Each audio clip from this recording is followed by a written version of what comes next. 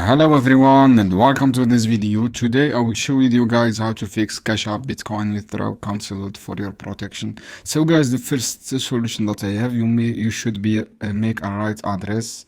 When you make a transaction withdraw, you should be right at right address and don't write wrong address, guys. This is the first step you need to do.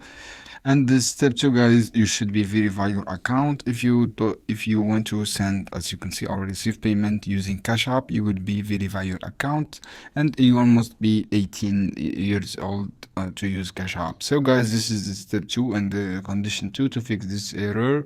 Bitcoin withdrawal cancelled, and this is the step two. And guys, the last solution.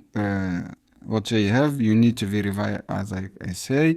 And the last one, guys, for example, you should guys enable a 2FA to authentication factor on your Cash App.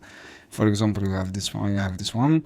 And the last solution, guys, you should be contact the support team to solve your problems. And to solve your problems, this is the problem, guys. Just contact the support team. You have a lot of option to contact. You have start chat and you have call us.